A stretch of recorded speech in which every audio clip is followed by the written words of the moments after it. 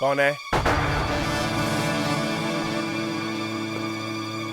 कौन है वहां पर? कौन है?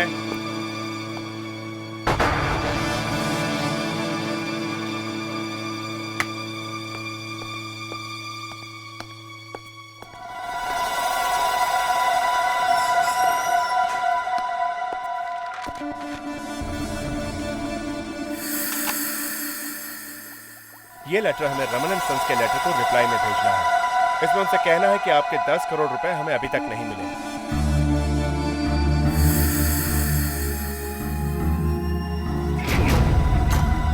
और अगर ये 10 करोड़ रुपए हमें अगले 1 महीने तक नहीं मिले तो हम सारे फ्लैट्स मार्केट में बेच देंगे।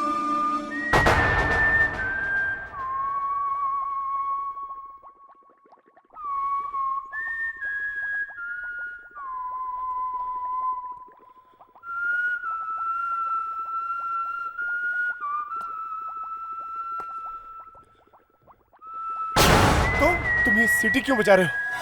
यहाँ क्या कर रहे हो? ये सब क्या है? क्या पैसे चाहिए तुम्हें? कितने पैसे चाहिए? ये सब क्या है? नहीं, नहीं, नहीं, नहीं, नहीं।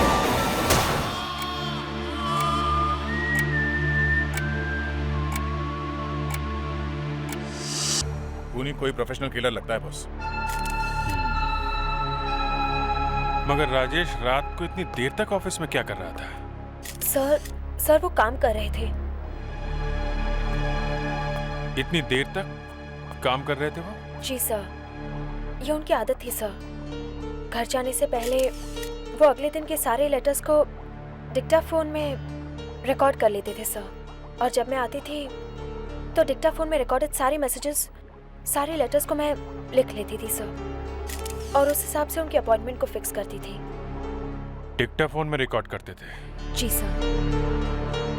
हो सकता है जब इनकी मौत हुई हो उस वक्त ये लेटर्स रिकॉर्ड कर रहे हो अपने डिक्टाफोन में, और अगर ऐसा हुआ है तो उस वक्त ये सारी आवाजें उस डिक्टाफोन में रिकॉर्डेड होनी चाहिए। लेकिन वो डिक्टाफोन है कहाँ? जरा देखो, यहाँ कोई डिक्टाफोन दिखता है क्या?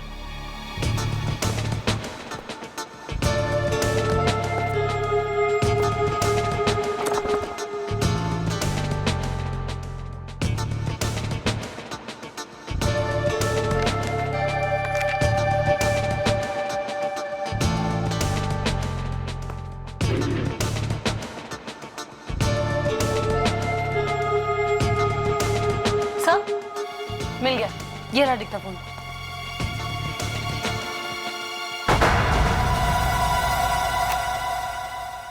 ये लेटर हमें रमन एंड सन्स के लेटर को रिप्लाई में भेजना है। इसमें उनसे कहना है कि आपके 10 करोड़ रुपए हमें अभी तक नहीं मिले, और अगर ये 10 करोड़ रुपए हमें अगले 1 महीने तक नहीं मिले तो हम सारे फ्लैट्स मार्केट में बेच देंगे। तुम ये सीटी क्यों बजा रहे हो?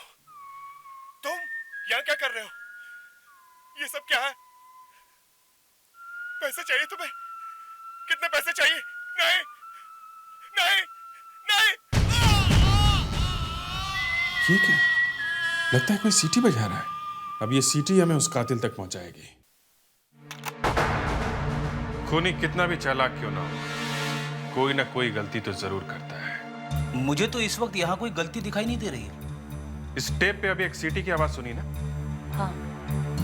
ये मरने वाली की तो नहीं होगी, ये जरूर उस खूनी की ही है। सर, खूनी कोई आदमी है। तुम्हें ऐसा क्यों लग रहा है? इस तरह की सीटी कोई आदमी बजा सकता है? क्यों? ये कोई जरूरी नहीं है सर, इस तरह की सीटी कोई औरत भी बजा सकती है। ये भी ठीक कर रही है। ओके, तुम बजा के दिखाओ अनुष्का।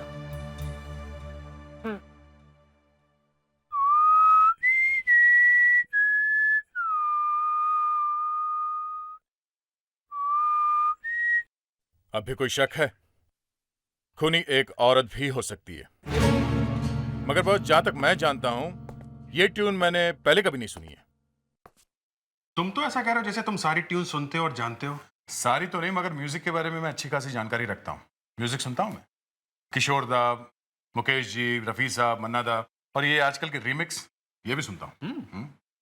मगर फिर भी तुम इतने 100% कॉन्फिडेंस से कैसे कह सकते हो कि ये ट्यून तुमने पहले कभी नहीं सुनी? मैंने ये कब कहा कि मैं 100% कॉन्फिडेंट हूं?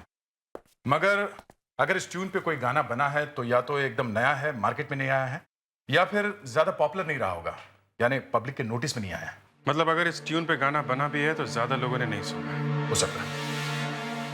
तब तो हमारा सस्पेक्ट या तो कोई म्यूजिक एक्सपर्ट है या फिर कोई ऐसा आदमी या औरत जो म्यूजिक कंपनी में काम करता या करती है।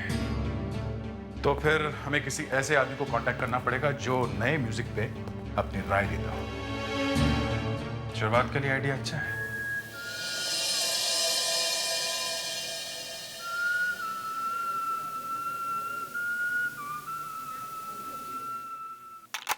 फिर से सुनिए।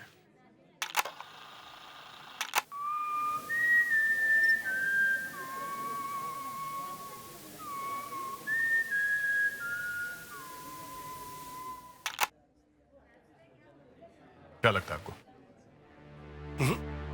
एकदम नई ट्यून है, कुछ समझ में नहीं आ रहा सर। दरअसल प्रॉब्लम ये है कि आज का हर रोज एक नई म्यूजिक कंपनी खड़ी हो जाती है, कहीं से एक नया म्यूजिक डायरेक्टर भी पकड़ के ले आती है। अब सर सबके बारे में पता रखना थोड़ा मुश्किल हो जाता।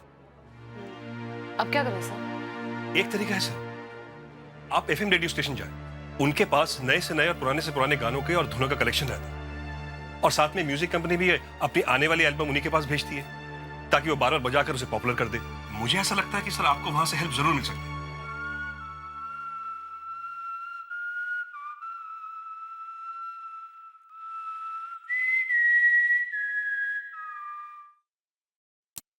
दोस्तों, आपने जो धुन सुनी जरा याद कीजिए कब और कहाँ, किसी को गुनगुनाते हुए, या फिर ये उस किसी गीत की है जो आपके जहन में कुछ ठहर सा गया है। तो मुझे फोन कीजिए 29845694 और अब आपकी ये दोस्त रजनी आपको ले चलती है एक नए पायदान पर जहाँ एक और नया गीत आपका इंतजार कर रहा है। So stay tuned. अगर कुछ भी पता चलता है तो आप हमें फोन करिएगा। या डेफिनेटली।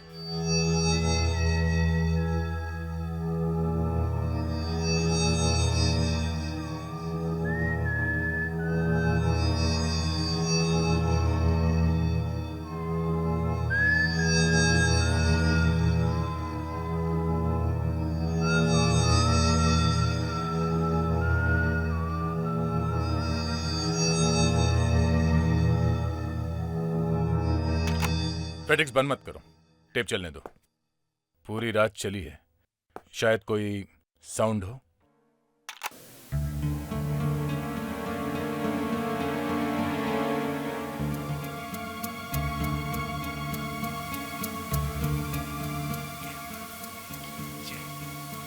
फिर से प्ले करो।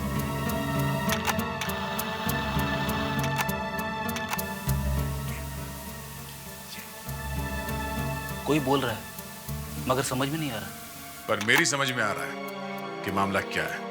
फेडिक्स प्ले करो।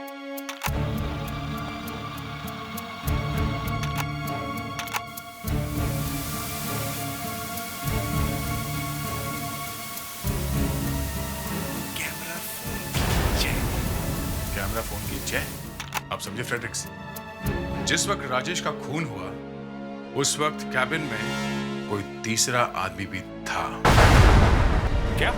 हाँ, उन्हीं के जाने के बाद, मतलब दरवाजा बंद होने के कुछ देर बाद एक हल्की सी आवाज सुनाई पड़ रही है। कैमरा फोन की जय। कैमरा फोन की जय। Okay, good job there. तुम अपनी इन्वेस्टिगेशन जारी रखो। ओके? क्या हुआ सर? डैगो स्टेप से कुछ और क्लू मिला है। ऐसा लगता है कि राजेश के फोन के वक्त उसके केबिन में कोई तीसरा आदमी मौजूद था। हेलो सर, एक फोन कॉल आया था एक लड़की का, कहती है ट्यून के बारे में जानती है। कौन है वो लड़की? सर, प्रीति नाम है उसका। इस वक्त कहाँ है वो? सर, वो बीट्स रिकॉर्डिंग स्टूडियो से बोल रही थी और उसका एड्रेस है रिचा बिल्डिंग 108 फर्स्ट फ्लोर अंधेरी वेस्ट। एक बात तो पक्की है, अगर देर रात तक यहाँ पर कोई था तो उसका इरादा कुछ अच्छा तो नहीं होगा। क्या मतलब सर? मतलब राजेश और उस खूनी के अलावा इस कमरे में कोई और आदमी भी था जिसे ना तो उस खूनी ने देखा और ना ही राजेश को पता था। वरना राजेश उसे मदद के लिए जरूर पुकारता। वो तीसरा आदमी इस कमरे में शायद चोरी के इरादे से आया होगा। वो इस कमरे में छुपा कहां होगा?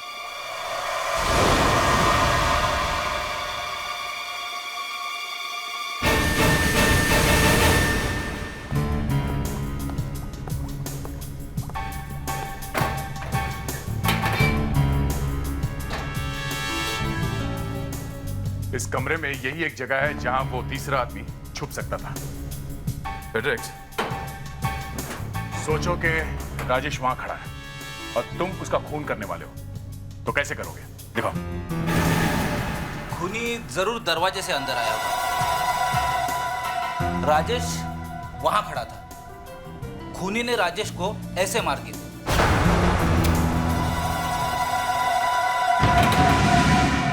वो तीसरा आदमी यहीं बैठा था। उसने जो फोटो खींची उससे वो खूनी को ब्लैकमेल करने वाला है, तभी तो वो हमारे पास नहीं है। अब सवाल ये उठता है कि वो यहां से गया कहां और हम उस तक पहुंचेंगे कैसे? फेड्रिक्स, इस ऑफिस की अच्छी तरह से तलाशी लेते हैं। चलो। Yes sir.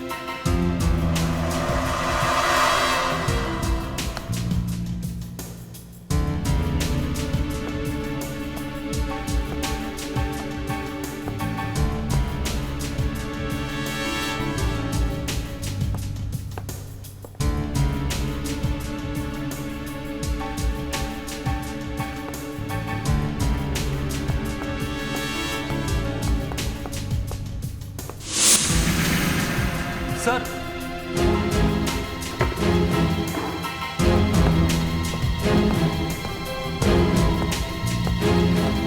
हाँ बेटा, ये देखिए ग्लव।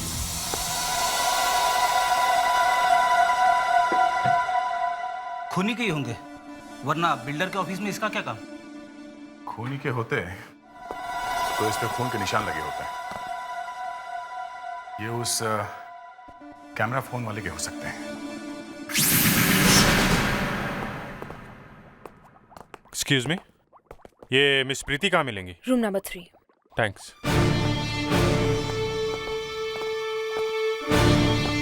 समय देखता हूँ। हाँ।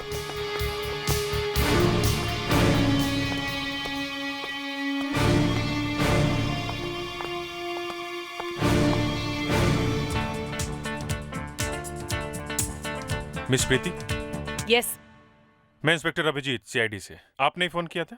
जी। आप जरा आइए।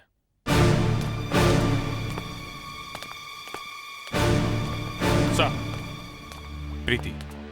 हाँ प्रीति, तुमने वो धुन कहाँ सुनी थी? सर, कल मैं इस रिकॉर्डिंग स्टूडियो में काम कर रही थी और मुझे वो आवाज यहीं कहीं सुनाई दी थी। किसकी धुन थी वो? मेरा मतलब है, कौन बजा रहा था? सर, ये तो मैं नहीं कह सकती। एक्चुअली मैं एक एड एजेंसी में काम करती हूँ और इस स्टूडियो में मेरा आना जाना लगा रहता है। धुन अच्छी थी इसलिए दिमाग में रह गई। अच्छा, कुछ याद है तुम्हें किस रिकॉर्डिंग रूम में से वो धुन आ रही थी? नहीं सर, ये तो मुझे याद नहीं है, लेकिन वो धुन मैंने यहीं कहीं सुनी है। आप उस वक्त किस रिकॉर्डिंग रूम में थी? आइए मैं बताती हूँ। सर, इस रूम से बाहर निकली थी। प्रीति, ये सब रिकॉर्डिंग रूम साउंड प्रूफ होते हैं ना? Yes sir. मतलब जब तक किसी रिकॉर्डिंग रूम का दरवाजा ना खुले, अंदर की आवाज बाहर नहीं आती और बाहर की आवाज अंदर नहीं जाती। जी। तो तुमने वो धुन कैसे सुनी? सर, मुझे एक फोन करना था। जब मैं फोन करने के लिए बाहर आई तब मैंने वो धुन सुनी। मतलब तुम जब उस कमरे में से बाहर आकर फोन कर रही थी तो किसी रिकॉर्डिंग रूम का दरवाजा खुला और तुमने वो धुन सुन ली। जी सर। एक काम करते हैं, तुम उस दिन की तरह उसी कमरे में से बाहर आकर वहीं जाकर खड़ी हो जाओ जहां पर तुम फोन कर रही थी। हम हर रिकॉर्डिंग रूम का दरवाजा एक एक करके खोलेंगे और वो धुन बजाएंगे। शायद तुम्हें कुछ याद आ जाए।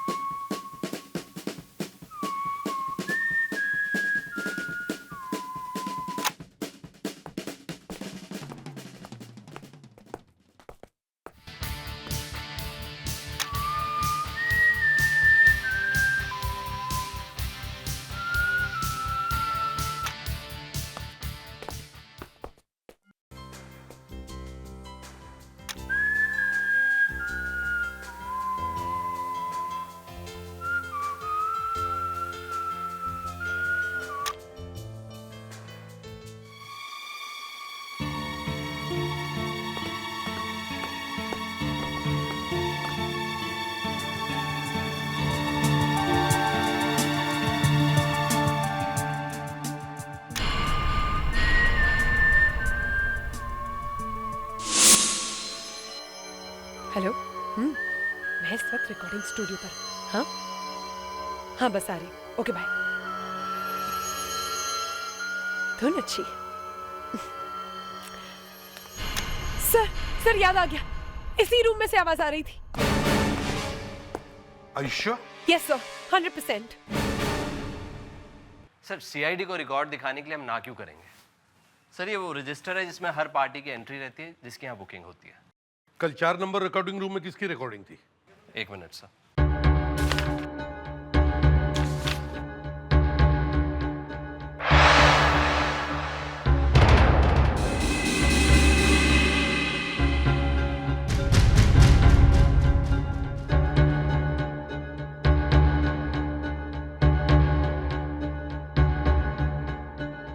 इस वक्त कहाँ होंगे वो?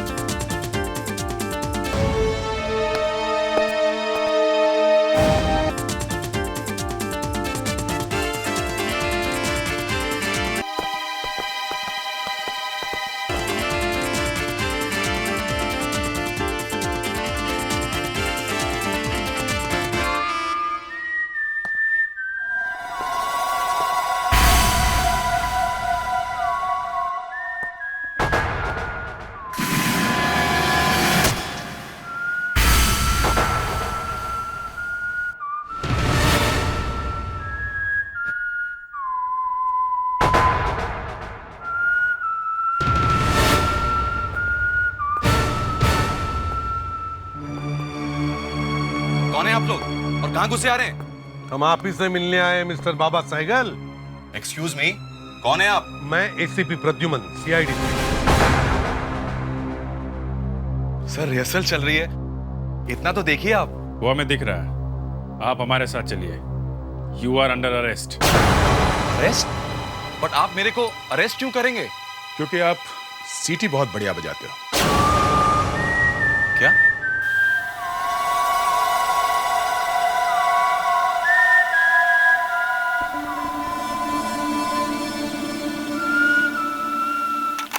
तो ये आप ही का नया गाना है ना? हाँ, लेकिन गाना आपको मिला कहां से? राजेश की लाश के पास से। ये ट्यून खूनी बजा रहा था। ये कैसे हो सकता है? सर ये गाना तो मार्केट में रिलीज ही नहीं हुआ है, पब्लिक में किसी को पता ही नहीं है। और जब आपने मेरे को अरेस्ट किया तब मैं शो की रिहर्सल कर रहा था, वो भी इस धुन पर। यही तो हम जानना चाहते हैं मिस्टर बाबा सहगल कि अगर ये धुन सिर्फ आप ही को पता थी तो फिर खूनी ये धुन कैसे बजा रहा था? हा? सर अगर आप ये मान रहे हैं कि मैं ये ट्यून जानता हूं इसलिए मैं खूनी हूं तो आप बिल्कुल गलत समझ रहे हैं। मेरे अलावा भी और लोग हैं जो इस धुन को जानते हैं। आपने अभी अभी कहा कि आपके अलावा ये ट्यून कोई नहीं जानता। हाँ हाँ हाँ, कहा था, बिल्कुल कहा था। पब्लिक में किसी को नहीं पता है।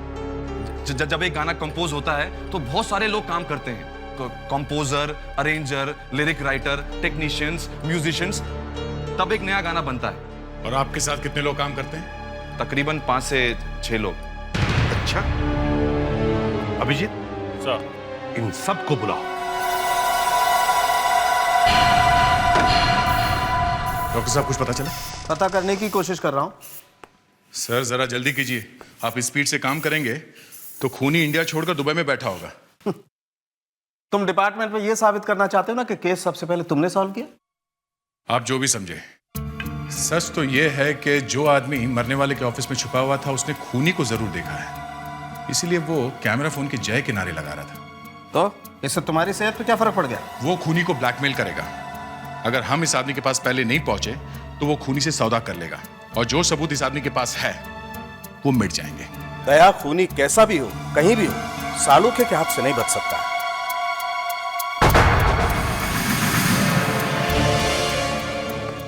अभिजीत, सब तैयार है?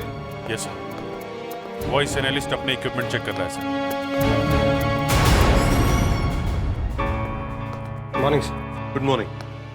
आपकी तरफ से कोई प्रॉब्लम तो नहीं है? सर मैं बिल्कुल रेडी हूँ। गुड। मैंने डिक्टाफोन से विसल वाली ट्यून कंप्यूटर में फीड कर ली। अब मैं इन लोगों की विसल इस वाली विसल से मैच करूँगा, और जिसकी भी फ्रीक्वेंसी मैच कर गई वही आप पे काफी। गुड। अभिजीत,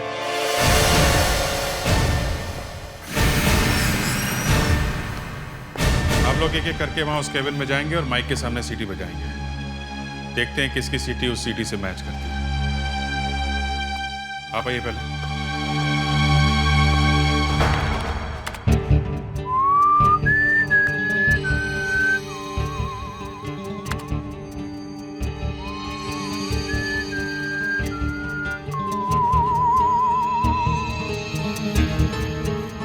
ये दोनों मैच नहीं कर रही।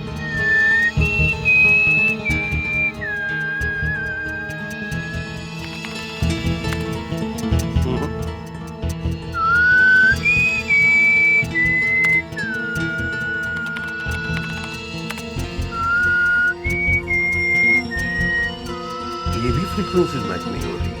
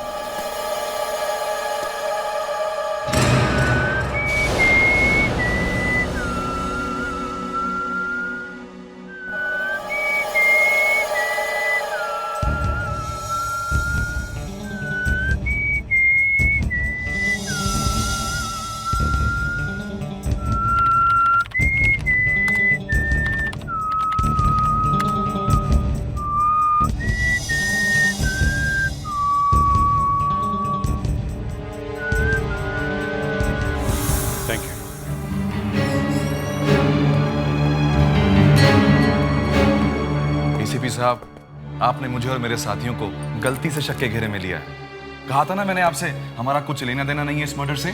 देखिए, अगर ये ट्यून आपकी ना होती तो हम आप पे शक भी ना करते। हाँ, और हम ये साबित करेंगे कि इस ट्यून का इस मर्डर के साथ कितना बड़ा ताल्लुक है, और वो खूनी भी कौन है।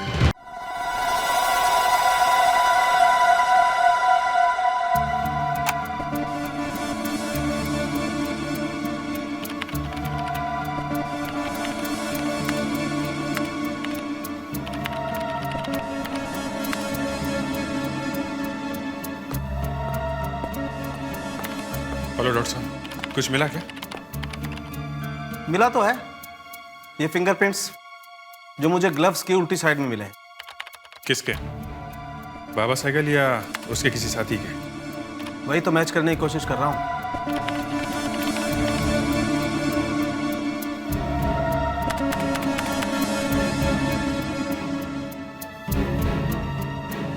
सॉरी बॉस, ये फिंगरप्रिंट्स तो किससे मैच नहीं करते। अब लेकिन मायूस होने की जरूरत नहीं। मुझे ग्लव्स के अंदर कुछ छोटे छोटे महीन से टुकड़े मिले हैं। ये देखो, ये किस चीज के टुकड़े हैं ये किसी खाने की चीज के टुकड़े हैं। तब तो उस आदमी ने ग्लव्स पहनने से पहले कुछ खाया होगा। तुमने बिल्कुल ठीक कहा फ्रेडरिक्स, लेकिन ये खाने के पहले उसे मछली होना पड़ता। मछली? आप कहना क्या चाह रहे हैं डॉक्टर साहब? ये खाने के टुकड़े आदमियों के खाने के नहीं है, मछलियों के खाने के। वो ग्लव्स में कैसे आ गया? मतलब मर्डर देखने से पहले उस आदमी ने मछलियों को खाना खिलाया होगा।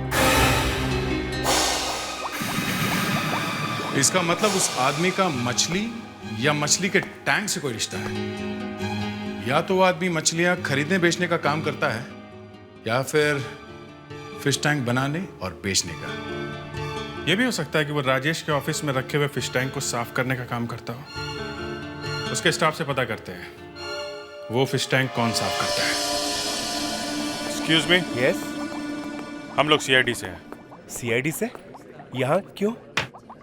हमें पता करना है कि राजेश के ऑफिस में जो फिश टैंक है उसकी मेंटेनेंस के लिए आपके ऑफिस से कौन जाता है। आइए अभी बताता हूँ। राजू पकड़ो।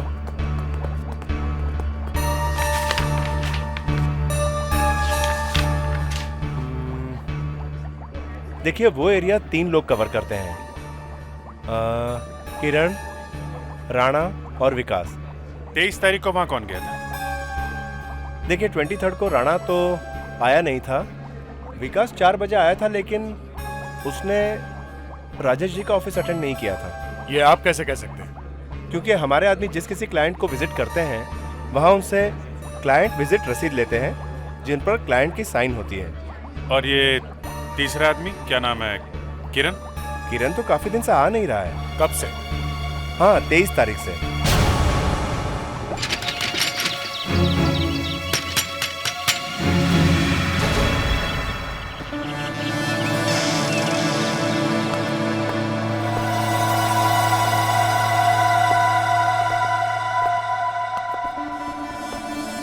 वही हुआ जो हम लोग सोच रहे थे। इसने खूनी को ब्लैकमेल करने की कोशिश की और ये मारा गया। जरा देखो, इसके पास मोबाइल है क्या? कहीं ऐसा तो नहीं कि वो मर्डर करने वाला मोबाइल फोन भी लेके गया हो? इस कमरे को अच्छी तरह से देखते हैं, शायद मिल जाए या कोई और काम की चीज मिल जाए।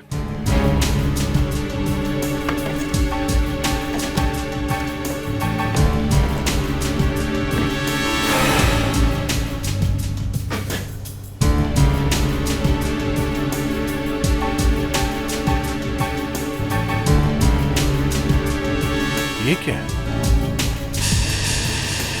ये तो किसी पेपर की कटिंग लगती है।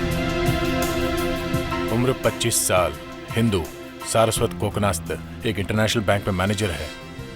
आय 45,000 प्रति माह के लिए चाहिए सुंदर गोरी MA पास वधु। Post box number 3300। ये पोस्ट बॉक्स नंबर 3300, इससे पता लगाते हैं इस मनोज का एड्रेस क्या है। खून?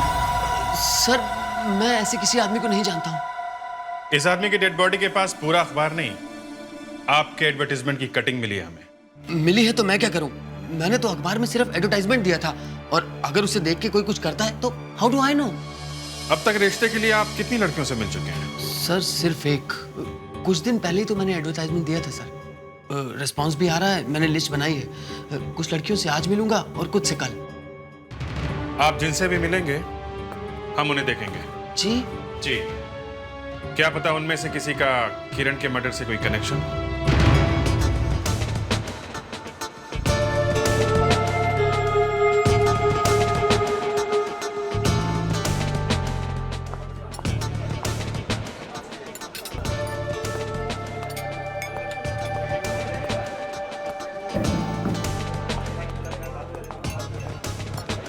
नमस्ते।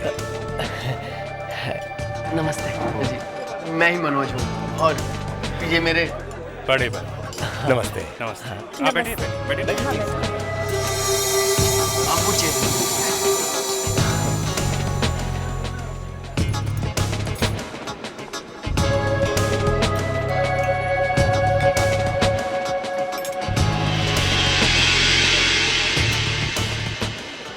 कैसे आ गई?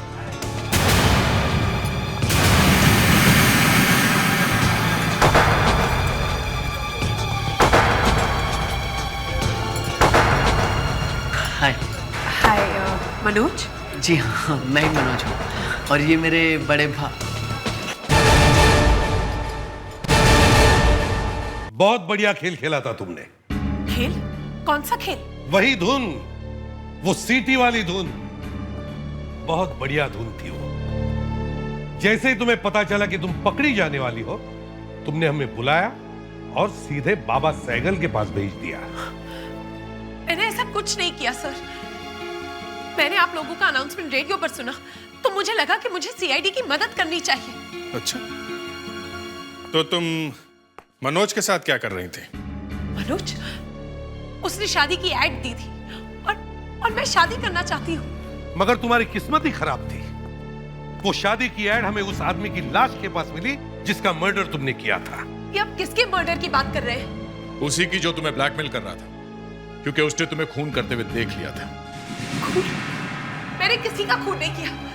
आप लोग मेरा यकीन क्यों नहीं करते? मैंने किसी का खून नहीं किया है।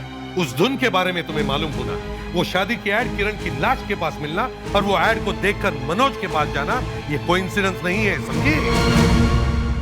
राजेश का खून तुमने ही किया है। कौन राजेश? वो बिल्डर? हाँ, उसको भी तुमने ही मारा है।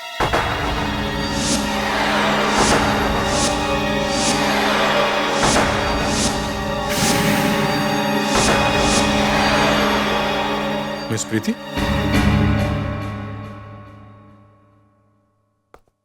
मिस प्रीति?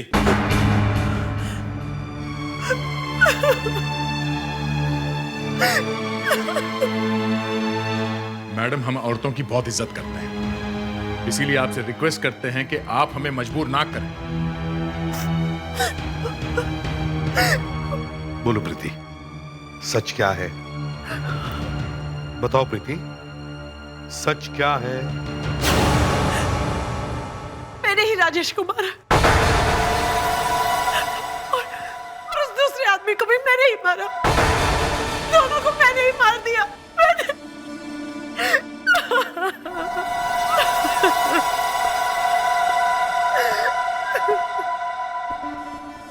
कैसे मारा?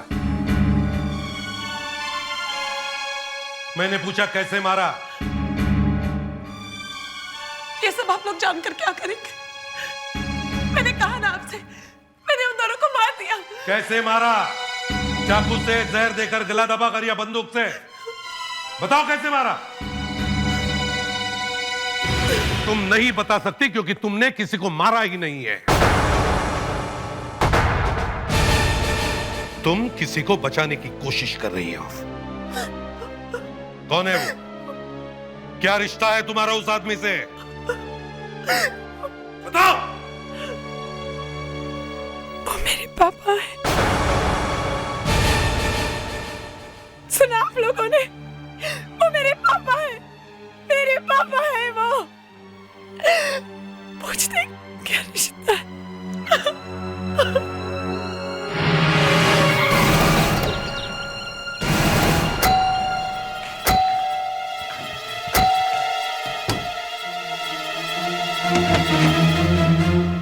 पापा कहाँ है? साहब तो घर पे नहीं है बेटी। घर पे नहीं है? नहीं साहब।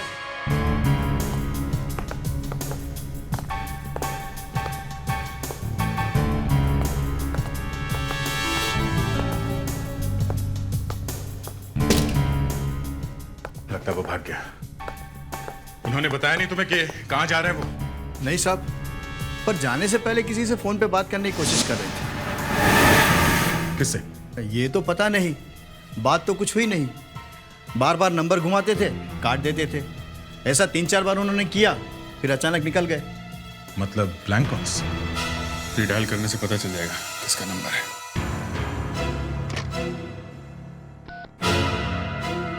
हेलो, इंस्पेक्टर अभिजीत, सीआईडी से। ये किसका नंबर है? ये संजय कुमार के घर का नंबर है। क्या बात है? नहीं, कुछ खास नहीं। Thank you very much. ये संजय कुमार कौन है? तो बिल्डर राजेश का बिजनेस पार्टनर है। हमारे सारी मुसीबतों की जड़ वही है। लेकिन पापा तो उसके नाम से भी चिढ़ते हैं। तो फिर उन्होंने उसे फोन किया क्यों होगा? लगता है एक और जान खतरे में है, संजय कुमार।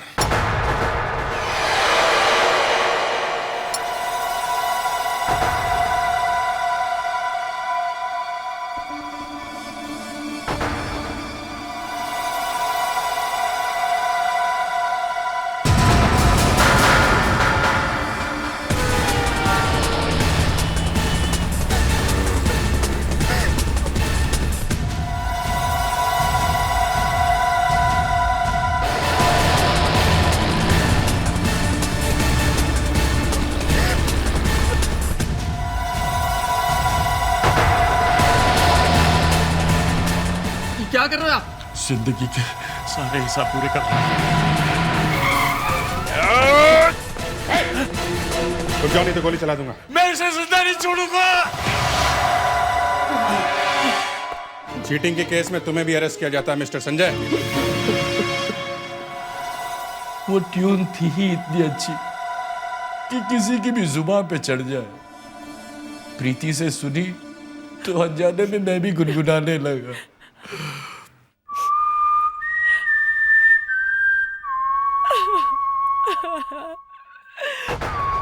सारी जिंदगी एक एक पाई जोड़ी थी कि एक दिन हमारी छत होगी। मैंने सारे पैसे राजेश और संजय को दे दिए, यहाँ तक कि प्रीति की शादी के लिए जो मैंने पैसे जोड़े थे वो भी उन्हें दे दिए। लेकिन इन धोखेबाजों ने तो बिल्डिंग ही नहीं बनाई साहब।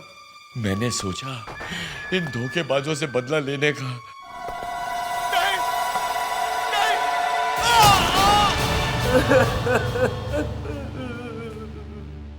और वो किरण, उसे क्यों मारा? ब्लैकमेल कर रहा था। कह रहा था राजेश का खून करते हुए उसने मेरी फोटो खींची है। जब उसका फोन आया तो मैं अपनी बेटी प्रीति की शादी के लिए मेट्रोपोलिटन कॉलम काट रहा था। कह रहा था मुझे पैसे दो। मैंने वही कैंची अपनी जेब में रखी और उसे भी मारने चले गया साहब। और उसे भी मैंने मार डाला साहब। उसे भी मैंने मार डाला। मुझे माफ कर दे बेटा। मैंने सोचा ही नहीं था कि अगर मैं पकड़ा गया तो एक खूनी की बेटी के साथ शादी कौन करेगा। हम लोग कोशिश करेंगे कि प्रीति की शादी सही तरह से हो और उसे आप भी अटेंड करें।